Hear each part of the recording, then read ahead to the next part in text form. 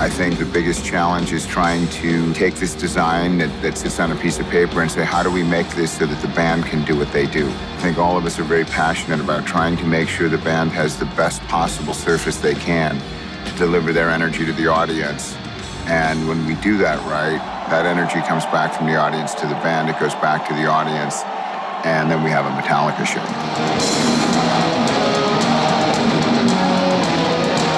Stuff like this takes a lot of time to develop, to put together. I know our production team has been working on this for a couple of years, just building the stage. Fresno was sort of the end of the building process. It was the first time that all of this went into one place, and we actually got to see what this was.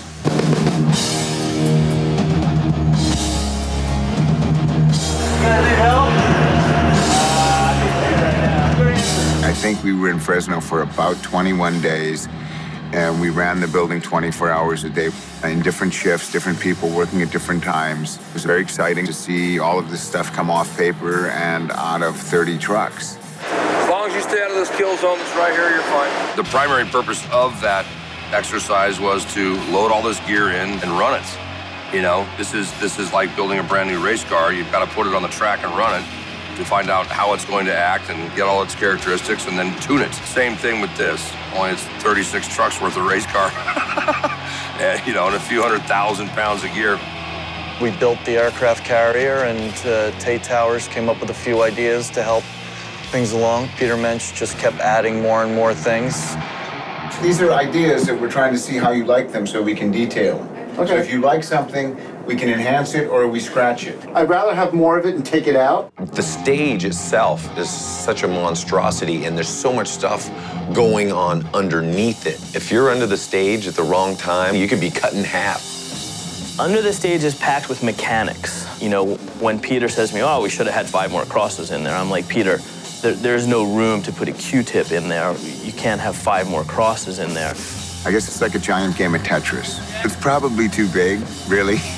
This show is a very heavy show. We're probably somewhere around 185,000 pounds hanging in the roof. There's 10 coffins that weigh 5,000 pounds apiece. How you distribute the weight throughout the building is a very difficult thing to achieve. And everybody had to compromise. The lighting people had to compromise on the equipment. Sound had to build new cabinets to save us 40,000 pounds. There wasn't anything in that grid and that ceiling that hasn't been worked out to the millionth of a pound. All right, you have all your coffins. Style has been replaced. We're all 100%. We are show ready.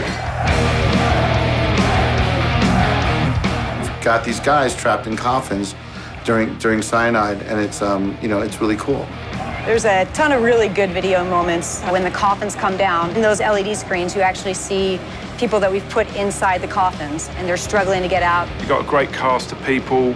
It's one continuous take, 7 minutes. I got emails from them the next day saying, I'm covered in bruises. It was a very physically intense thing. So in one of the songs, what we did is we actually built a proprietary system that allows us to track each band member as he walks around the stage. There's footage underneath them, like rings of fire and other pieces that actually walk with them as they go on the stage. We're the first people, for my belief, to be doing that live. Would you like me to put the chair away, sir? Yes? Roll the chair away, roll drops. Chair and Tesla coils go bye-bye, roll drops in, and let's look at one. So the stage is amazing. I did some tests because they have a lot of media in the stage. And I wanted to make sure that the media would work and there wouldn't be flicker or any problems there. So that was incredibly fun, I will say. Can we stand by the battery drastic coffin moves? Sebastian, when you're ready, can you let me know, please? When we make music, and it's just, you know, James and I and Kirk and Rob or whatever in a small room. It's just not super complicated. These types of undertakings, they involve so many different people. And I feel like a lot of times I'm the one that's kind of caught in the middle, trying to like have the neutral overview of all of them and try to figure out what's best.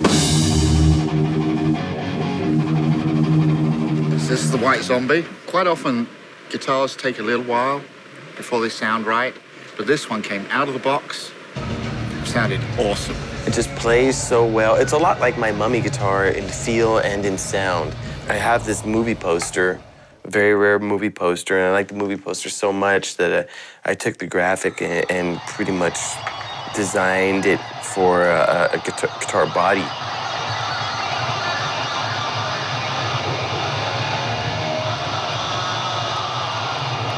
We had a really very good time in Fresno. We got most of the things done we wanted to, time being the problem. We're committed. There was no turning back.